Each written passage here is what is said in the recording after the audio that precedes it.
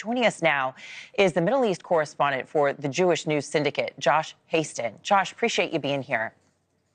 Thanks so much.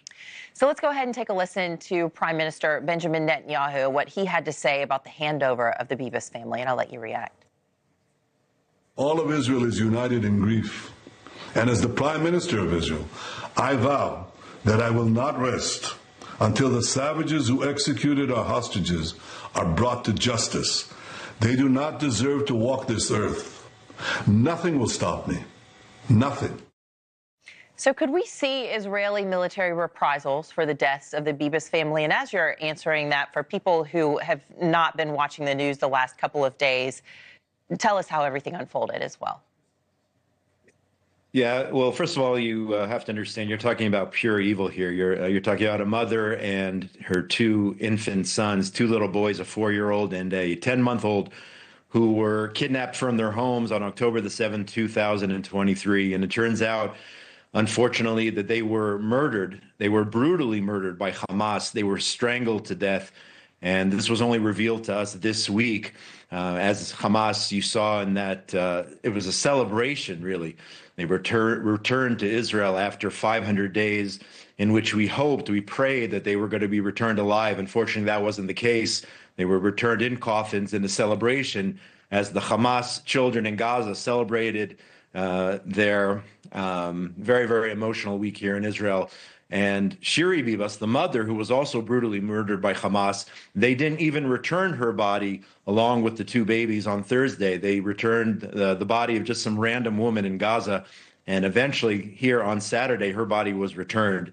So now the husband, who was also kidnapped on October 7th, 2023, he was released several weeks ago. So now he is in mourning. He's going to sit Shiva, the Jewish custom of mourning, over his wife and over his two children. So a very, very terrible, emotional week here in Israel.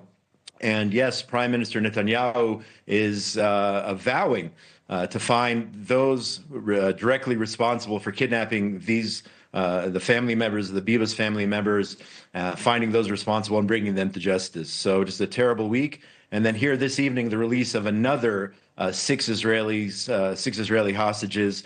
And this coming Thursday, Israel is set to receive another 6 of those who were murdered by Hamas, ending phase 1 of this very, very fragile ceasefire. That's where we are right now. And we're looking at these anti-government protests there in Israel and just some of the signs. I'm not sure if you can see, but they say end the bloodshed, don't blow the deal, 63, bring them home. So there are more than 60 hostages believed to still be there. Not sure how many are even still alive, but there is a big push this weekend by family members of these hostages because they believe time is really running out as phase 1 is concluding, and we're hoping phase 2 goes as planned.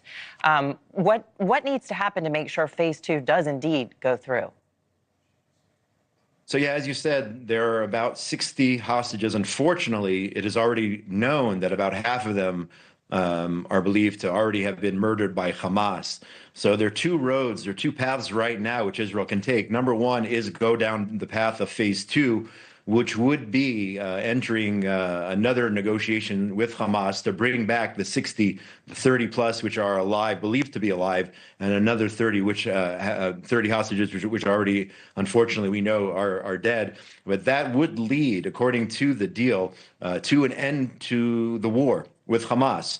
Essentially, though, that would leave Hamas in power. Whatever is left of Hamas, they would remain in control of Gaza. Prime Minister Netanyahu saying time and time again that the day after the war, Hamas cannot be in power in Gaza. So if that is the case, it's not exactly clear how Israel can go to phase 2 of that war. One of the 3 goals of the war is Hamas cannot be in power. Another one of the goals is, in fact, bringing back the hostages. And the third goal is that Gaza can no longer be a threat to the state of Israel. So it's unclear at this point how all those 3 things can be accomplished if, in fact, Hamas remains in power. So it's unclear at this point what's going to happen. 2 options, as President Trump stated, and as Prime Minister Netanyahu stated, the 2 options are, do we go to phase 2, or does Israel go back to war? And of course, it's been a long, very long, drawn-out war. It's been 500 days. a lot of people, as you see in those demonstrations, do want the war to end. Of course, everyone wants the hostages to come back.